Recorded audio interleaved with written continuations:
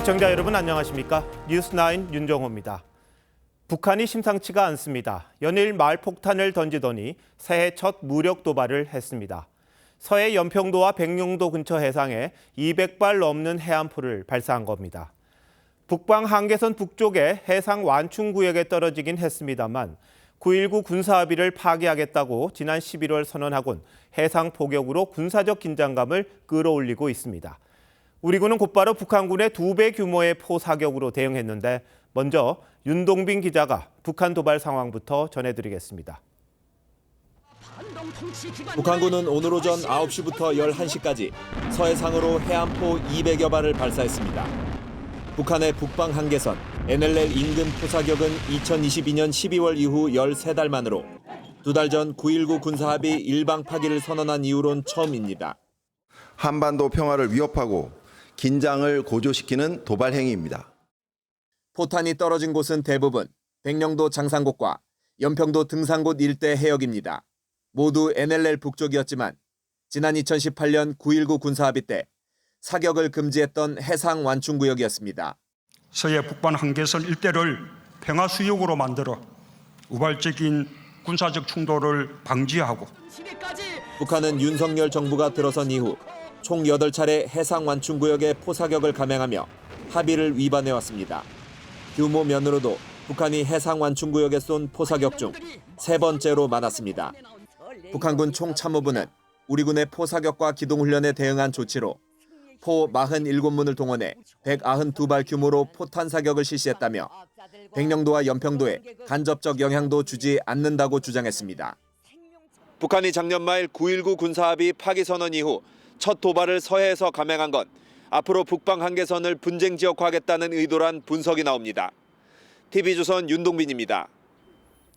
우리 군이 북한 도발에 맞서 해상 완충구역으로 대응 사격을 한 건 9.19 군사합의 이후 처음입니다.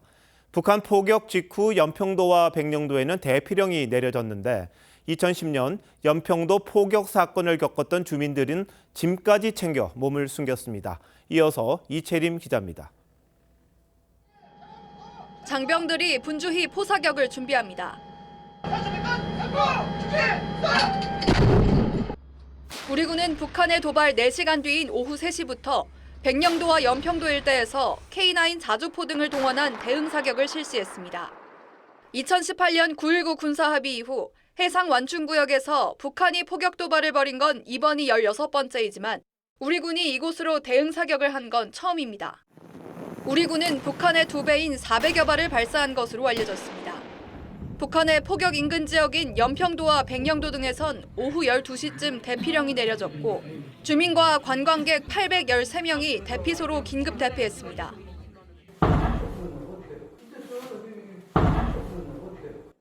주민들은 우리 군의 대응 사격이 끝난 뒤에도 북한의 재포격에 대비해 대피소에 머물렀습니다. 지난 2010년 연평도 포격 사건을 겪었던 주민들은 불안감을 감추지 못했습니다. 대피소에 3시간 반 있으면서 상당히 불안해하고들 있더라고요. 거의 피난 보따리들을 싸가지고들 왔더라고요. 오늘 오후 인천을 출발해 연평도와 백령도를 오갈 예정이던 여객선 3척의 운항도 모두 취소됐습니다. TV조선 이채리입니다. 보신 것처럼 북한은 한국을 더 이상 동족 관계가 아닌 적대 관계로 규정하고 군사적 긴장감을 끌어올리고 있습니다. 총선을 앞둔 국내 정치 상황과 무관치 않다는 분석도 나오는데 북한의 추가 도발 가능성은 차정승 기자가 계속해서 전망해 드리겠습니다. 김정은 위원장이 딸 주해와 간부들을 이끌고 대륙간 탄도미사일 ICBM 발사 차량 생산 공장을 둘러봅니다. 미사일 전력을 과시하기 위한 행보로 풀이됩니다. 모든 역량과 잠재력을 총발동하여 당의 군수공업정책 관철에 힘껏 떨쳐나서야 한다고 강조하셨습니다. 북한은 지난해 11월 군사 정찰 위성을 발사한 데 이어 9.19 합의로 폭파했던 비무장지대 GP 자리에 목재 초소를 재건했습니다. 그런데 최근 이 목재 초소를 철거하고 고사총과 같은 중화기 배치가 가능한 콘크리트 초소를 만드는 모습이 군에 포착됐습니다. 남북 경협의 상징인 경의선 육로에 다량의 지뢰까지 매설한 걸로 알려졌습니다. 김정은이 연말 전원회의에서 남북을 아예 적대적 두 국가 관계로 선언한 만큼 도발과 위협 수위 역시 끌어올릴 걸로 보입니다. 남수선 전 영토를 평정하기 위한 대사변 준비에 계속 박차를 가해 나가야 하겠습니다. 2010년 천안함 폭침처럼 도발 원점을 감춰 반격을 어렵게 하는 이른바 회색지대 도발을 시도할 거란 관측이 나옵니다. 실시간으로 북한의 도발을 확인하기가 쉽지 않기 때문에 그런 무인기 도발도 일종의 회색지대 도발로 볼 수 있는 거죠. 신원식 국방장관은 BBC 인터뷰에서 북한이 4월 총선에 개입하기 위해 2010년 천안함 폭침 때처럼 국지 도발을 할 가능성이 매우 높다고 우려했습니다. TV조선 차정수입니다. 북한이 국제사회가 경고한 레드라인을 넘는 징후는 우크라이나 전쟁에서도 확인됐습니다. 러시아에 단거리 탄도미사일을 제공했고 실제 우크라이나 공습에 사용된 정황을 미국이 공개했습니다. 사실상의 실전 배치인데 우리 안보에는 큰 위협으로 보입니다. 황정민 기자입니다. 지난 2일 러시아는 우크라이나 전역에 대규모 미사일 공습을 감행했습니다. 하루에만 민간인 100여 명이 숨졌습니다. 미국 정부는 이 공습에 북한의 단거리 탄도미사일이 사용됐다고 판단했습니다.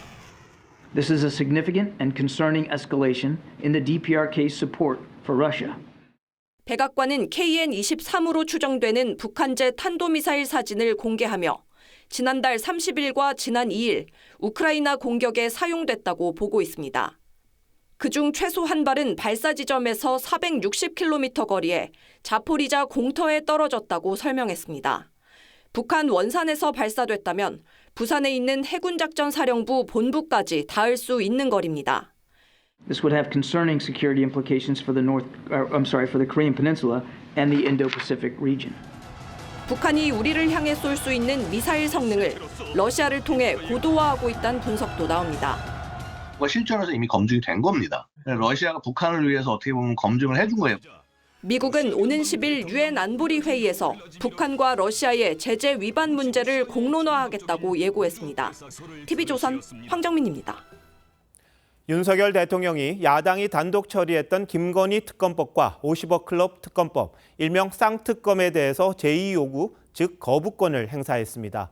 국무회의 의결부터 대통령 재가까지 1시간이 채 걸리지 않았고 대통령 비서실장이 직접 나서 총선용 여론조작법이라고 비판했습니다. 먼저 황선영 기자입니다. 쌍특검법에 대한 제2요구안은 오전 9시 임시 국무회의가 시작된 지 11분 만에 의결됐습니다.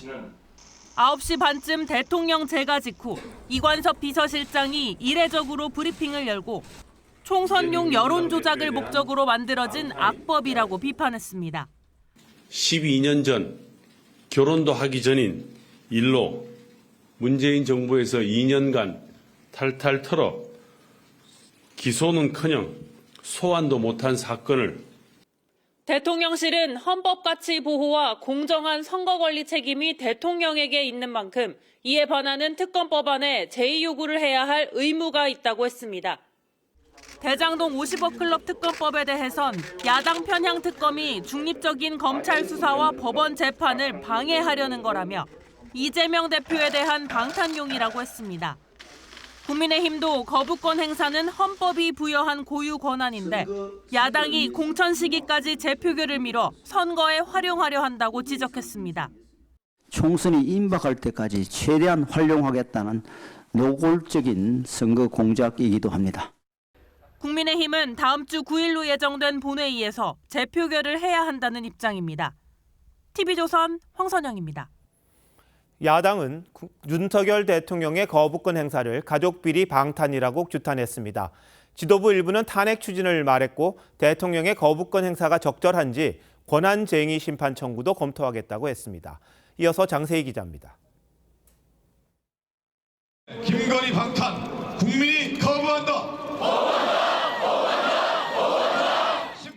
윤석열 대통령의 거부권 행사 직후 민주당을 포함한 야사당은 특검 거부 규탄 대회를 열었습니다.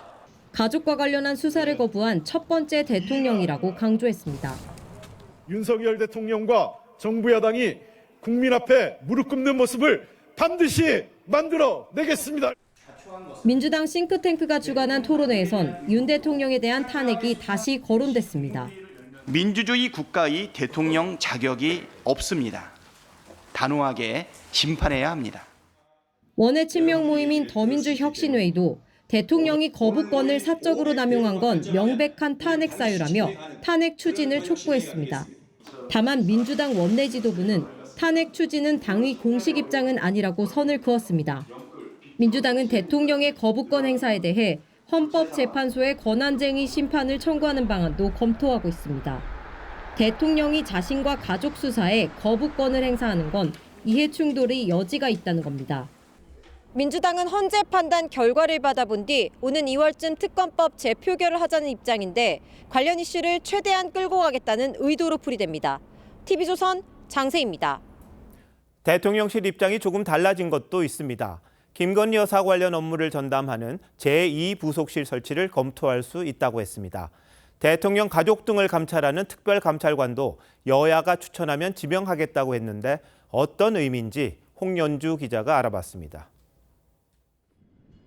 윤석열 대통령은 대선 때 배우자를 담당하는 제2부속실 폐지를 공약했고 대통령실은 같은 입장을 유지해왔습니다. 제2부속실은 불필요하다고 늘 오래전부터 생각해왔고 제2부속실은 없지만 그냥 부속실에서 여사를 보좌하는 팀이 있습니다. 한 4-5명 되는 팀이 있습니다. 한덕수 총리도 대통령의 고집이 세다며 쉽게 부활시키긴 어렵다고 했습니다. 하지만 김건희 특검법 거부권 행사 뒤 대통령실은 국민 대다수가 설치하는 게 좋다고 생각하면 검토하겠다며 이전과는 달라진 입장을 보였습니다. 제2부속실 설치에 대한 국민 여론이 높은 만큼 김건희 여사의 일정과 행사를 공적 영역에서 체계적으로 보조하겠다는 겁니다. 저는 공감합니다. 대통령실의 전향적인 어떤 설명을 하신 것으로 보고 민주당은 제2부속실 설치가 특검법 거부에 대한 대체 방안이 될 수 없다고 비판했습니다. 대통령실은 배우자와 친인척을 감찰하는 특별감찰관에 대해서도 여야 합의로 추천하면 지명하겠다고 했습니다. 대통령실 관계자는 기존 입장과 비슷하지만 이번엔 임명을 피할 뜻이 없음을 보다 명확히 한 것이라고 설명했습니다. 특별감찰관은 국회가 3명을 추천하면 대통령이 1명을 지명하게 돼 있는데 국민의힘이 요구한 북한 인권재단 이사와의 동시 임명에 민주당이 반대하면서 논의가 보류됐습니다. TV조선 홍현주입니다.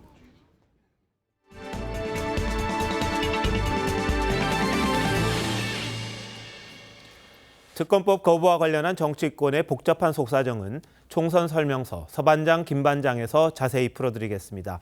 먼저 대통령실과 여당을 취재하는 김정우 반장부터 시작해 보도록 하겠습니다. 네, 김 반장. 네, 제2부속실 설치를 놓고 용산 기류가 이렇게 크게 바뀐 이유를 한번 설명드리겠습니다. 네, 근데 조금 전 리포트에서 봤지만 이 원래 2부속실은 만들지 않겠다. 그게 공약 아니었습니까? 그리고 그동안 국무총리나 전임 비서실장이나 다 선을 그어왔는데 언제부터 분위기가 바뀐 겁니까? 네, 아주 최근까지도 여권 고위 관계자는 TV조선에 제2부속실은 생각은 해보겠지만 현재로선 설치 가능성이 낮다 이렇게 전했습니다. 특검 대응과 관련해서 실무 차원에선 여러 플랜 B들이 거론이 됐지만 그 다음 단계로 가긴 어렵다는 뜻이었습니다. 결국 최근 며칠 새 바뀐 걸로 보입니다. 그렇다면 그 이유가 궁금합니다. 예, 그래서 오늘 대통령실 고위 관계자에게 좀 따로 물어봤는데요. 네. 핵심은 공약도 중요하지만 무엇보다 많은 국민이 원한다면 접근법이 바뀔 수 있다 이런 겁니다. 기본적으로 공약을 어기는 것에 거부감이 컸던 윤 대통령도 이번에는 생각을 달리 해볼 수 있겠다 이렇게 얘기를 했고요. 이 부속실 설치를 검토해보자고 했답니다.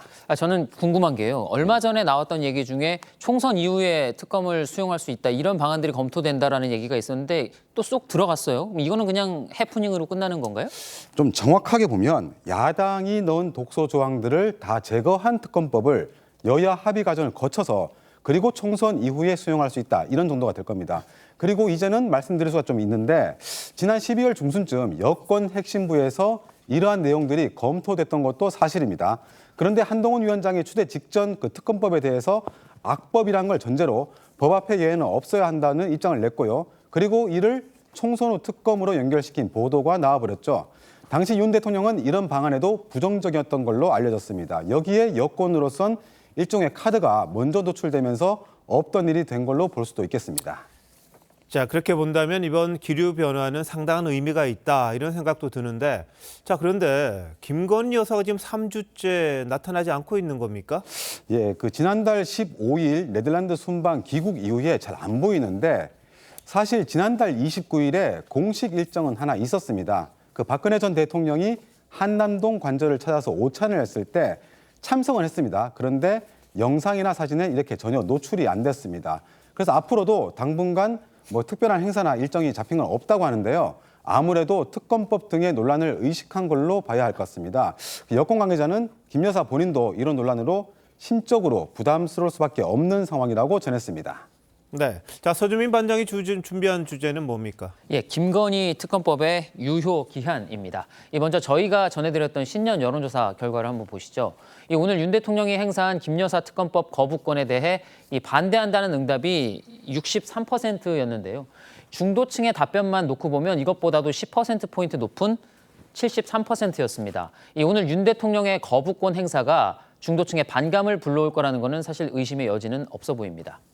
자, 국민의힘이 지금 특검법 내용을 문제 삼고 있는 게 사실이죠. 이게 악의적인 총선 전략이다 이런 주장이고, 그런데 이 중도층 잡는 게 총선의 핵심 아니겠습니까? 네. 그렇다면 민주당 입장에서는 이게 내용이 어떻든 간에 뭐 잘하는 전략이다 이렇게 볼 수밖에 없네요. 예, 그렇습니다. 그럼 서 반장은 그럼 윤 대통령이 거부권을 행사하지 말았어야 된다. 뭐 이런 겁니까? 예, 사실 그게 옳은 선택인지는 잘 모르겠습니다. 하지만 총선 전략의 측면에서만 본다면 거부권 행사가 합리적인 선택이었을 수는 있습니다. 이 총선이 얼마 남았습니까? 이제 뭐 한 1월이니까 한 90일 정도 남은 거 아닌가요? 네, 정확히는 96일 남았는데요. 이 특검 활동 기간도 이 준비 기간을 포함해서 90일입니다.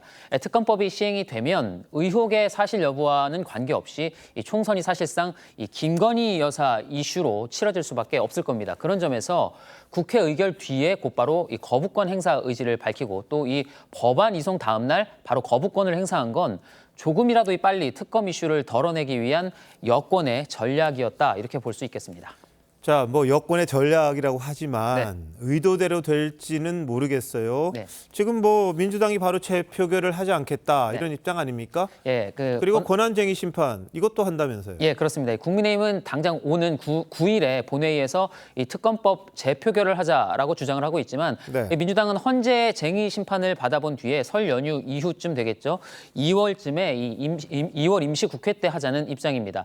설 연휴 밥상머리 화두로 김 여사 이슈를 올리겠다라는 의도로 풀이됩니다. 여기에 더해서 그때쯤 되면 또 여당 현역 의원 중에서 공천 탈락자들도 하나 둘씩 나올 수 있는 만큼 민주당 입장에서는 이탈표를 노려볼 수도 있겠습니다. 그럼 어쨌든 재표결을 언제 하느냐는 그 여야가 합의사항인 만큼 네. 그 원내 다수당이 그 민주당인 만큼 그 키도 민주당이 쥐고 있는 거 아닌가요? 예, 뭐 아무래도 좀 그럴 수밖에 없겠죠. 다만 민주당이 의도적으로 지연 전략을 쓰거나 또 김 여사 이슈로만 이 총선을 치르려 한다면 역풍이 생길 가능성도 있습니다. 특히 이 거부권 행사로 반감을 갖게 된 중도층 민심을 다독일 수 있는 정책이나 이슈 등을 여권이 얼마나 꺼내놓을 수 있느냐에 따라서 김 여사 특검 이슈의 유효 기한은 달라질 듯합니다. 자, 뭐 예전에 없던 일들이 자꾸 생겨납니다. 네. 그리고 정치권에서 뭐 90일 어떤 일이 일어날지도 모르는 것 아니겠습니까? 한번 지켜봐야겠네요. 네. 잘 들었습니다.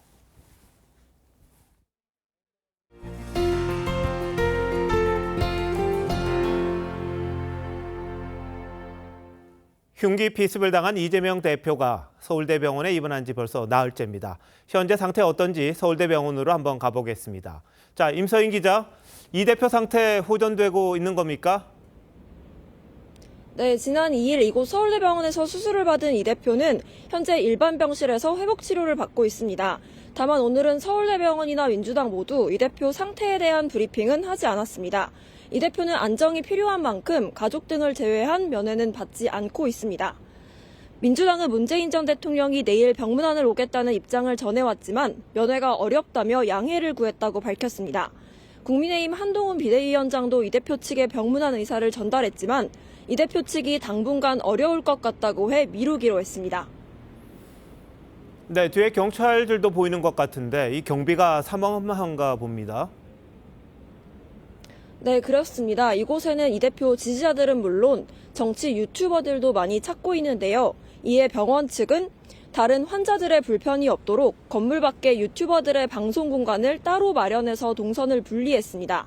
오늘 오후부터 날씨가 추워지면서 현재는 지지자와 유튜버들의 숫자가 많이 줄어들었습니다.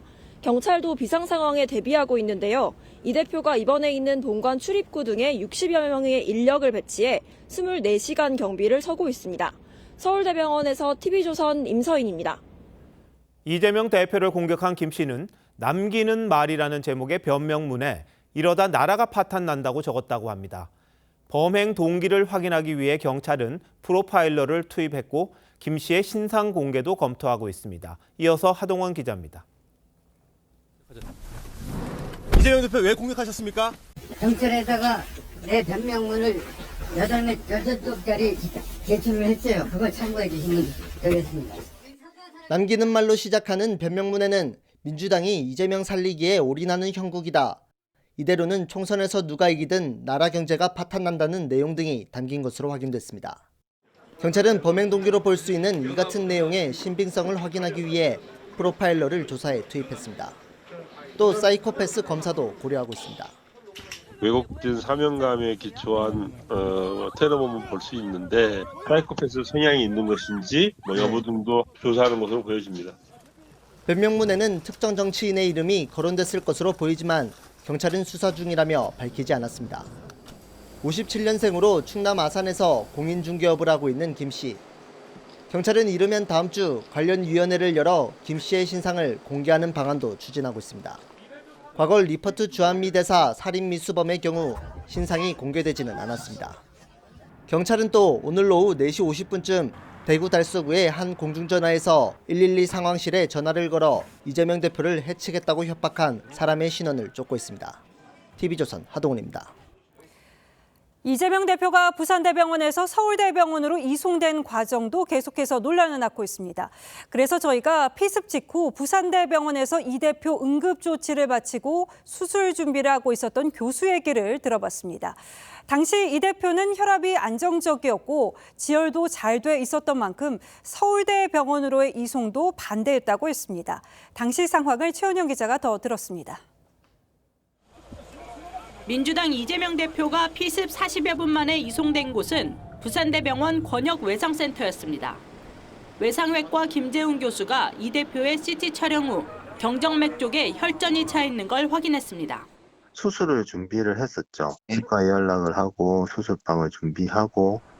응급처치에 나선 건 흉부외과, 신경외과 등 총 7명의 교수. 혈압하고 다른 건 다 안정적이고 말씀도 할 수 있었지만 다행히 초기에 압박지혈이 잘 돼서 출혈이 계속 나오고 이런 상태는 아니었거든요. 1분 1초가 다투는 그런 상황은 아니었고. 그런데 보호자로 보이는 사람이 누군가와 의논 후 이송이 결정됐고 자신은 이 대표의 건강을 염려해 이송을 반대했다고 김 교수는 말합니다. 움직이거나 이렇게 하면 갑작스럽게 출혈이라든지 이렇게 나빠질 수 있기 때문에 그걸 못하게 저희들이 좀 막았었고요. 이 대표는 도착 약 2시간 만에 헬기를 타고 서울대병원으로 떠났습니다. 부산대병원 권역외상센터는 복지부 평가에서 4년 연속 최고 등급을 받았습니다. 김 교수는 2015년 센터 개소 후 중증 외상 환자를 담당해왔습니다. TV조선 최원영입니다. 이 대표의 헬기 이송을 놓고 부산시 의사회가 비판한 데 이어서 서울과 광주 지역 의사회도 규탄 성명을 잇따라 발표했습니다. 헬기 이송은 특혜라는 건데요. 의료계의 반발이 전국으로 확산되는 조짐입니다. 박지용 기자가 부산시 의사회장을 만났습니다.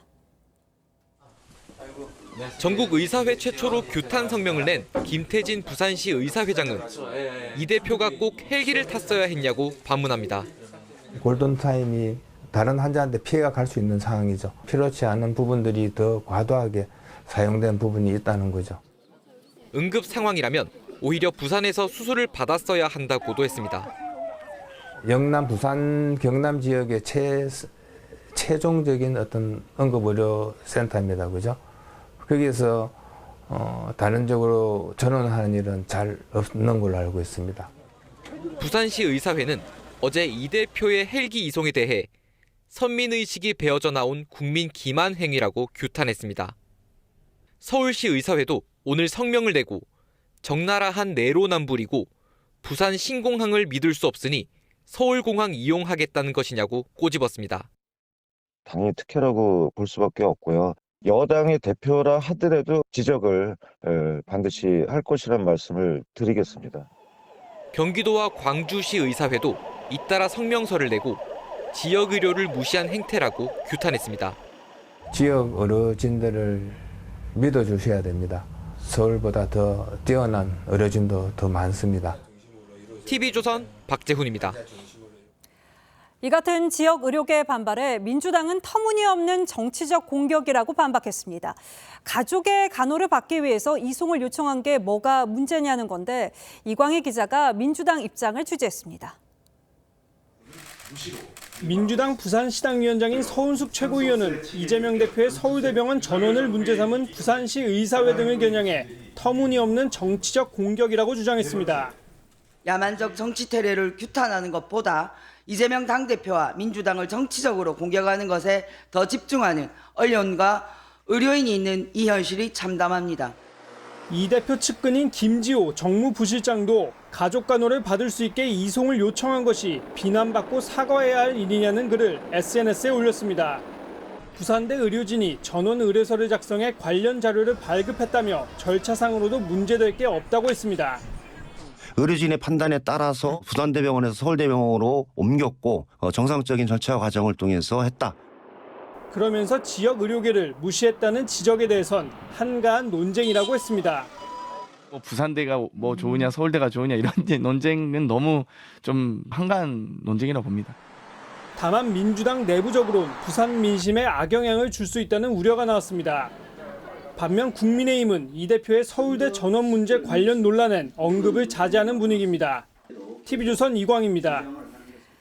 새해 첫날 경기 고양의 한 다방 주인이 숨진 채 발견됐다고 전해드렸는데요. 양주에서도 다방 주인이 살해됐습니다. 경찰은 동일 범의 소행으로 보고 57살 남성을 공개 수배했습니다. 곽승한 기자의 보도입니다. 편도 1차선 좁은 도로에 구급차가 들어서고 경찰관들이 범행 현장으로 걸어갑니다.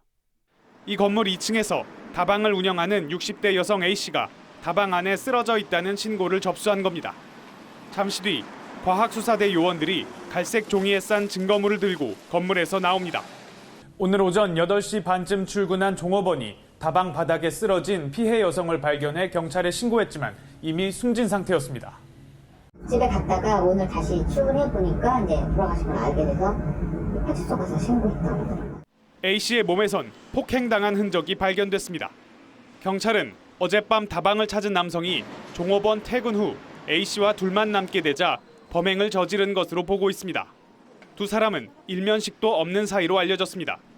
경찰은 지문 감식을 통해 지난달 30일 경기도 고양시 다방 여주인 살인사건 용의자와 동일 범인 것으로 보고 있습니다. 일주일도 채 안 돼 처음 보는 다방 여주인 2명을 잇따라 살해한 겁니다. 경찰은 또 다른 범죄를 막기 위해 57살 이모 씨를 공개 수배했습니다. TV조선 곽승환입니다.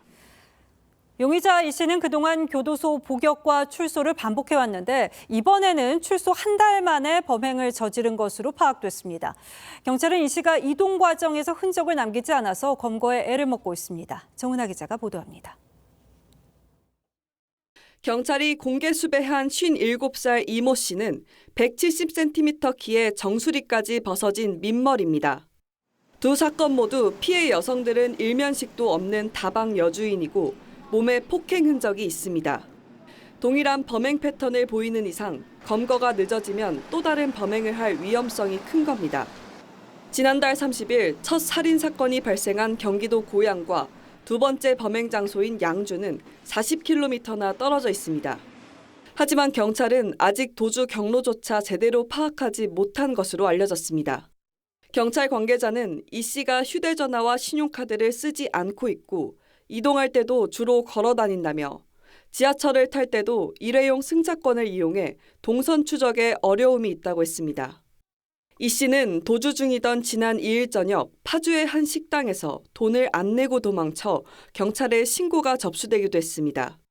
또 맥주 하나 시켜놓고 앉아있다가 그냥 도망갔으니까 좀 무전치식을 신고가 들어온 거예요.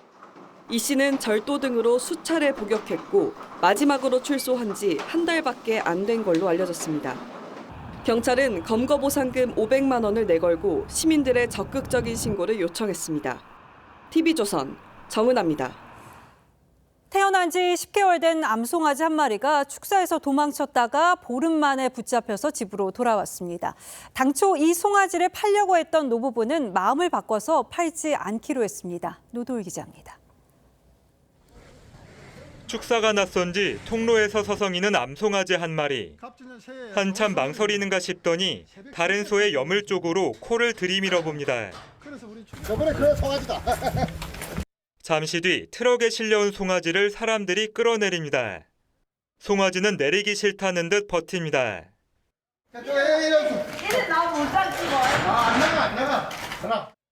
송아지는 지난달 21일 이곳 축사를 도망쳐 나갔습니다. 축협 직원들이 1.8km 떨어진 이웃 축사에서 찾아 보름 만에 주인에게 돌려준 겁니다. 그동안 송아지를 찾기 위해 인근 산을 수색했지만 번번이 도망쳐 잡을 수는 없었습니다. 산 정상으로 올라갔으면 좀 도저히 추적이 안 됐죠. 일단은 내려오기를 기다리고 있었지. 도망간 송아지가 얼어 죽을까 걱정에 알아눕기까지 했던 주인 노부부는 반갑기만 합니다. 받았는 내가 아팠다요. 소 때문에 얘. 뭐 때문에 그런 거 몰라. 소가 뭐 집을 나가서 그렇지 뭐. 당초 노부부는 이번 달에 송아지를 팔 생각이었습니다. 하지만 한파와 굶주림을 견디고 돌아온 송아지가 귀한 인연이라며 팔지 않기로 했습니다. 돌아와서 고맙다. 제가 사는 TV조선 노도일입니다. 인간이 정해놓은 한계를 인간이 넘어섰습니다. 강진이 발생한 일본 이시카와현에서 80대 할머니가 골든타임 72시간이 지나 구조됐습니다. 추가 생존자가 나올 희망도 가져다 줬습니다. 다만 현재 200여 명 실종자 대부분이 노인으로 파악된 데다가 날씨 전망도 좋지 않아서 안타까움도 나왔습니다. 먼저 김자민 기자입니다. 구조대원들이 잔해에 깔려 매몰돼 있던 여성을 끌어올립니다. 골든타임이 지난 어제 오후 4시 28분, 80대 노인이 극적으로 구조됐습니다. 피해 주택들을 수색하던 구조대원이 무너진 1층 바닥 아래서 구조 요청을 하는 희미한 목소리를 들은 겁니다. 전날에는 붕괴된 목조 건물에 깔려있던 79세 남성이 48시간 만에 구출됐습니다. 노인의 자녀가 무너진 집에서 아버지의 신음을 듣고 신고한 지 2시간 만입니다. 80대 남성은 매몰된 집에서 44시간을 버티다 발견됐는데 대원들은 현관 진입이 어렵자 지붕을 뚫고 들어갔습니다. 하지만 지진 발생 닷새째인 오늘은 생존자 소식이 전해지지 않았습니다. 실종자 200여 명 가운데 대다수가 65세 이상의 고령자라 생존율은 점점 희박해지고 있습니다. 사망자는 90명을 넘어섰습니다. 내일부터 이틀간 눈비까지 예보돼 있어 구조와 복구 작업은 더욱 어려워질 전망입니다. 여기에 일부 대피소에선 신형 코로나와 인플루엔자 감염자가 늘고 있습니다. TV조선 김자민입니다. 이번 지진은 눈 깜짝할 사이 평화롭던 시골 마을을 폐허로 만들었습니다. 물론 지진의 위력이 엄청났지만 무엇보다 내진 설계가 제대로 안 돼 있었다는 점이 피해를 키웠습니다. 전정원 기자가 현장을 돌아봤습니다. 진도 7의 충격을 입은 시카미치의 한 마을. 지붕과 담장이 폭삭 무너져 입구가 어딘지 분간할 수도 없습니다. 잔해에 깔린 차량은 종이장처럼 찌그러졌습니다. 지자체 직원들이 남은 건물들을 돌며 안전 진단을 합니다. 지진 피해를 입은 건물들 중 추가 붕괴가 우려되는 경우엔 이렇게 위험을 알리는 빨간 딱지가 붙여집니다. この建築物に立ち入ることは危険です。立ち入る場合は専門家に相談し、応急措置を行った後にしてください。 마을을 둘러보니 지진의 충격으로 완전히 붕괴되거나 위험 진단을 받은 건 모두 오래된 목조 건물입니다. 근래에 지어져 내진 설계가 잘 된 집은 이렇게 그대로 남아있지만 목조로 지어진 구옥은 완전히 무너져 내렸습니다. 日本家屋そうですね。昔のねあれだったらちょっとそうなんていうんですか。この辺結構古いお宅が多いので、この辺はまだマシですけどね。 진앙지에 있는 이시카와현 스즈시는 전체 주택 중 고작 절반만이 내진 기준을 지켜 설계돼 전국과 비교하면 크게 낮은 수준입니다. 新しい建物に比べると耐震性能が低いということですね。 현재까지 이번 지진으로 무너진 주택은 200채가 넘습니다. TV조선 전정원입니다. 여야의 공천 준비가 빨라졌습니다. 먼저 국민의힘이 공천관리위원장에 정영환 고려대 교수를 내정했습니다. 한동훈 비상대책위원장은 공정한 공천을 강조하며 적임자라고 했는데 또 법조인이냐는 지적도 있습니다. 한 위원장은 오늘 총선 최대 승부처인 경기를 찾아 탈환 의지를 강조했습니다. 조성호 기자입니다. 국민의힘 공천관리위원장에 내정된 정영환 고려대 법학전문대학원 교수는 강원도 강릉 출신으로 법관을 지낸 민법 전문가입니다. 지난해 대법원장 후보군에도 올랐는데 2022년엔 법학 교수회장 자격으로 윤석열 대통령과 오찬 간담회를 갖기도 했습니다. 또 검찰총장 후보 추천위원을 맡아 당연직 위원이었던 한동훈 당시 법무장관과 함께 활동했습니다. 검찰총장의 본질은 살아있는 권력도 수사할 수 있어야 되거든요. 그런 분이 뽑혀야 될 것 같습니다. 한 위원장은 공천을 공정하게 할 적임자라고 했습니다. 치우치지 않는 객관적인 판단으로 우리 국민의힘에 설득력 있고 공정한 공천을 맡을 적임자라고 판단했습니다. 당 안팎에서 또 법조인 출신이라는 지적이 나왔지만 한 위원장은 문제될 게 없다고 했습니다. 앞서 한 위원장은 4월 총선 최대 승부처인 경기도를 찾아 총선 승리를 강조했습니다. 교통과 치안 등 경기도가 처한 불합리한 격차를 줄이겠다며 지지를 호소했습니다.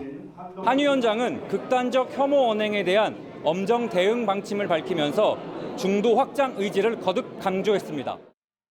한 위원장은 내일 무소속 이상민 의원과 오찬회동을 갖고 입당 문제를 논의할 예정입니다. 일정을 마친 뒤엔 건물 밖에서 자신을 기다리던 당원, 지지자들과 단체 셀카를 찍기도 했습니다. TV조선 조성호입니다. 여당에 앞서 임혁백 고려대 명예교수를 공관위원장에 임명했던 민주당은 공관위원 구성까지 오늘 마무리했습니다. 변호사 등 대부분 외부 인사였는데 이른바 친명 인사들이 많아 비명계는 불만입니다. 이 대표 피습 사건으로 주춤했던 이낙연 전 대표의 신당 행보도 곧 재개될 걸로 보입니다. 최원희 기자입니다. 민주당은 공관위원 14명 가운데 사무총장 등 당연직으로 참여하는 현역 3명을 제외하곤 모두 외부 인사로 채웠습니다. 여성은 7명, 청년은 3명입니다. 국민 눈높이형 공천 심사를 추구하기 위해서입니다. 다양성과 혁신성을 담보하는 노력을 기울였습니다. 그런데 외부 인사 11명 중 2명은 이재명 대표 캠프 소속이었고 또 다른 4명은 이 대표 지지 선언을 했던 인사입니다. 통합 차원에서 비명계 현역 의원이 공관위에 들어갈 수 있다는 전망도 나왔지만 결국 포함되지 않았습니다. 비명계 의원들은 어차피 이 대표 마음대로 공천하겠다는 것 아니겠냐며 눈 가리고 앙후식 인선이라고 불만을 표출했습니다. 지난 2일 이재명 대표 피습 이후 활동을 자제했던 이낙연 전 대표는 내일 김대중 전 대통령 100주년 기념식 참석에 이어 모레 광주 방문으로 활동을 재개합니다. 이 전 대표는 오는 9일 양향자 의원 출판 기념회에서 금태섭 전 의원, 이준석 전 대표와도 만날 예정인데 제3지대 연대 논의로 이어질 가능성도 있습니다. TV조선 최원입니다. 이재명 대표 피습 사건에 대해 근거 없는 음모론이 끊이지 않고 있습니다. 주로 유튜브를 통해 허위 정보가 퍼지고 있는데 문제가 뭔지 막을 방법은 없는지 따져보도록 하겠습니다. 자, 홍희영 기자, 이번 사건을 두고 뭔가 배후가 있다 이런 이야기가 나오고 있다고요? 네, 사건 초반에는 흉기가 아니라 나무젓가락이다, 자작극이다라는 식의 유언비어가 돌았는데요. 이제는 민주당 쪽에서 음모론이 들끓고 있습니다. 먼저 김어준 씨가 유튜브에서 배후설을 제기했습니다. 단독 범행이라고 한 경찰 조사도 믿지 못하겠다는 건데요. 민주당 장경태 최고위원도 가세했습니다. 피의자가 태극기 집회 참석자라면서 사주를 받은 건지 밝혀야 한다고 했는데요. 그러자 이재명 대표 팬카페에서는 피습의 배우가 김건희 여사다, 이낙연 전 대표일 거다라는 근거 없는 주장들이 올라왔습니다. 네, 유튜브에서 출발한 근거 없는 음모론을 정치권과 지지층이 확대 재생산하는 아주 극단적인 예로 봐야겠네요. 네, 맞습니다. 이 최근의 여론조사를 보면 우리나라에서 뉴스를 유튜브로 찾아본다는 사람은 53%로 46개국 평균인 30%보다 크게 높았습니다. 특히 이 해마다 가파르게 증가하고 있는데요. 자기 성향에 맞는 정보만을 보려는 경향이 강해진 탓으로 분석됩니다. 네, 그렇다면 정체적인 성향에 따라 뭐 좀 다른 게 있습니까? 아니면 같습니까? 네, 진보 성향 가운데 62%가 유튜브로 뉴스를 본다고 답해서 이 보수 성향보다 많았습니다. 과거에는 극우 채널이 많았는데 최근 들어서는 진영에 상관없이 유튜브 이용자가 늘고 있습니다. 처음에는 스스로도 어느 정도의 방어막을 가지고 소비하겠지만 반복되다 보면 이게 정말 맞는 참인 것 같은 환상 내지 자기 착각에 빠져버리는 이런 현상들도 있겠죠. 그런 것만 남아버리는 거예요. 공통된 선이나 공통된 옳음에 대한 확신이 무너져 버렸어요. 네, 이런 확증 편향이 허위 정보를 생산하고 유통하는 데 큰 역할을 하지 않습니까? 그럼 좀 막아야 될 텐데 방법이 없습니까? 네, 독일과 프랑스, 유럽연합은 플랫폼을 규제하는 법을 도입했고 미국에서는 플랫폼의 면책 조항을 없애자는 목소리가 커지고 있습니다. 이 다른 나라들도 허위 정보를 거르기 위해 이렇게 애를 쓰고 있지만 적용 범위가 좁은 편입니다. 네, 결국은 표현의 자유를 침해하는 것 아니냐 뭐 이런 지적 때문이겠죠? 네, 맞습니다. 이 사실 여부를 검증하는 과정 자체가 쉽지 않은데요. 그래서 몇 년 전부터 유튜브가 명백한 허위 영상에는 이런 노란 딱지를 붙여서 광고를 제한한 것처럼 진위 여부에 논란이 일고 있는 게시물에는 표시를 해주는 식의 현실적인 방안도 거론되고 있습니다. 그나마 강제할 수 있는 거는 영상에다가 이러한 다툼이 있다라고 하는 표시를 해주는 거는 가능할 수 있죠. 그러면 이게 논란이 있는 주장이구나라고 하는 것을 인식시켜주는 것만으로도 확증 편향을 완화시킬 수 있는 수단은 되는 거죠. 네, 잘못된 정보가 부추기는 극단적인 정치의 폐해가 심한데 정치권은 자기 이속만 차리는 것 같네요. 잘 들었습니다.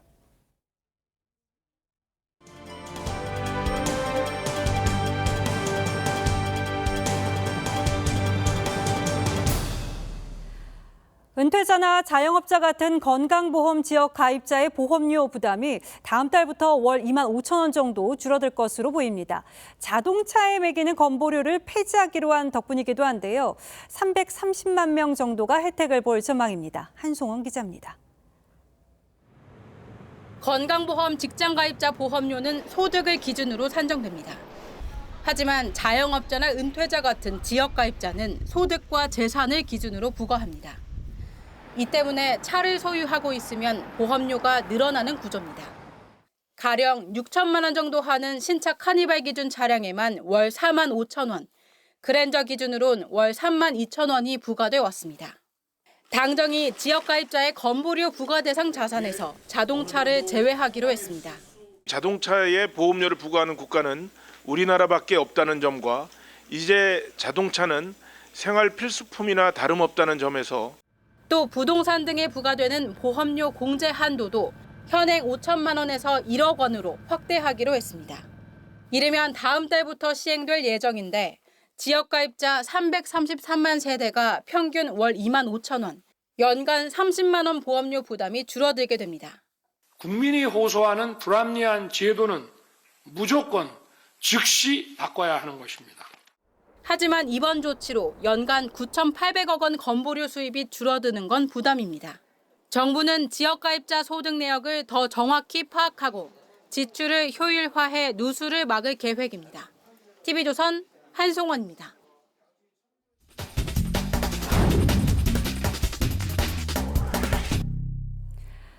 올 한해 인공지능 AI가 우리 일상 전반에 걸쳐서 영향을 미칠 것으로 전망되는 만큼 일상이 된 AI 기획보도로 전해드리고 있습니다.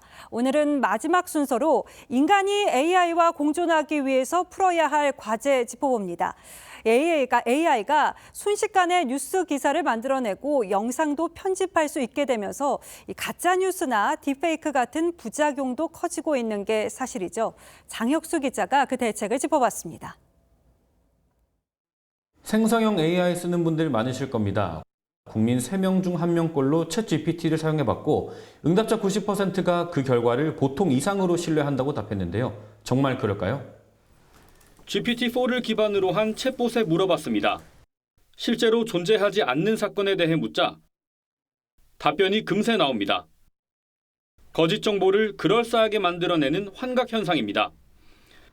한국이 1997년 U20 월드컵에서 우승했다는 것, 결승전에서 페널티킥으로 스페인을 꺾었다는 것 모두 거짓말입니다. 얼마 전 슬로바키아에선 한 정치인이 선거 조작을 계획했다는 AI 가짜 음성 파일이 확산됐고 AI로 조작한 미 국방부 청사 폭발 사진이 미국 주식시장을 요동치게 만들었습니다. AI 가짜뉴스 사이트는 7개월 만에 10배 이상 늘어 지난달 614개에 이릅니다. 가짜뉴스에 대해서 상당히 엄벌을 해야 된다라는 그런 주장을 또 많이 하고 있고요. 미디어 리터러시라고 하죠. 그런 부분들을 또 잘 증진시키는 것도 필요하다고 생각합니다. 안전한 AI 개발을 위한 규범 마련이 시급하지만 의견 차이가 큰 상황. 이유보다 오히려 우리가 좀 더 미국의 어떤 그 규제 정책을 좀 더 참고할 수 있지 않을까. 이제 자국의 산업을 충분히 보호를 하면서 동시에 이제 AI가 갖고 있는 잠재적인 위험성을 통제할 수 있는. 이제는 일상이 된 AI. 어떻게 만들고 사용하느냐에 따라 인류의 축복이 될 수도 재앙이 될 수도 있습니다. TV조선 장혁수입니다.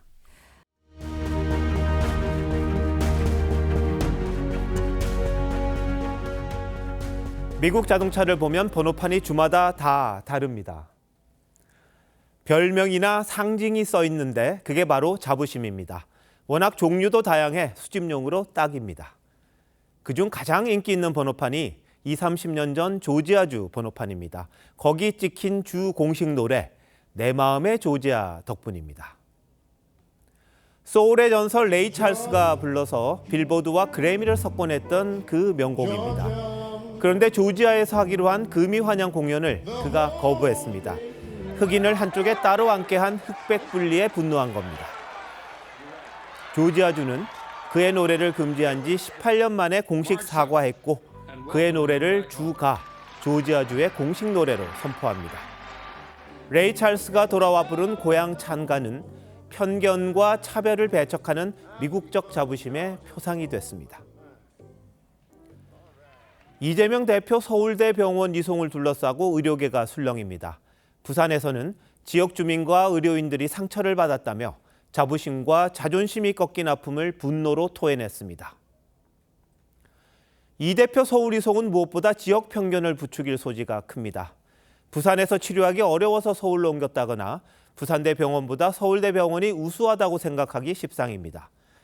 부산대 병원 권역외상센터는 중증 외상 환자들을 선진국 수준으로 살려내는 국내 최고 수준입니다. 환자가 다른 병원으로 헬기를 타고 간 것도 개원 9년 만에 처음이랍니다. 논란의 불은 민주당으로 옮겨붙었습니다. 부산시 의사회는 민주당이 의료기관을 서열화하고 지방과 수도권을 갈라치게 했다고 비판했습니다. 지방의료 붕괴를 막겠다며 공공의대를 추진하는 것도 위선이라고 합니다. 정청래 최고위원의 발언은 압권이었습니다. 후유증을 고려해 잘하는 곳에서 해야 한다. 의료계의 반발이 이제 전국으로 번졌습니다. 시카고 시장이 되느니 뉴욕 가로등이 되는 게 낫다. 이런 말이 있습니다. 과하다 싶지만 내 사는 곳의 품은 자부심이란 그런 겁니다. 부산이 엉겹결에 입은 상처가 아물려면 또 얼마나 많은 시간이 필요할까요? 정치인들의 번드르르한 말잔치 뒤에 숨은 본심을 새삼 실감합니다. 1월 5일 윤종호의 오늘은 부산의 자존심이었습니다.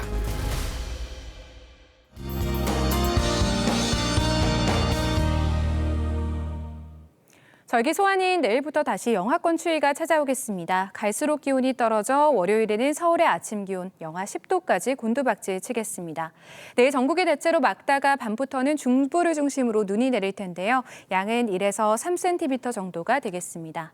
내일 아침까지 내륙 곳곳에 짙은 안개가 껴 도로 살얼음을 주의하셔야겠고요. 동해안을 중심으로는 차차 대기가 건조해지겠습니다. 내일 찬바람이 불며 대부분 지역 공기질을 회복하겠습니다. 단 충북과 남부 제주는 오전에 나쁨 수준 예상됩니다. 아침 기온은 서울과 대전이 영하 3도로 중부를 중심으로는 오늘보다 기온이 큰 폭으로 떨어지겠고요. 낮에는 서울이 4도, 대구 8도 등 오늘보다 2도에서 6도가량 낮겠습니다. 다행히 추위가 오래 지속되지 않아 월요일 낮부터는 다시 평년 기온을 회복하겠고요. 화요일에는 전국에 눈이나 비가 내리겠습니다. 날씨였습니다. 1월 5일 금요일 뉴스9 마칩니다. 시청해주신 여러분 고맙습니다.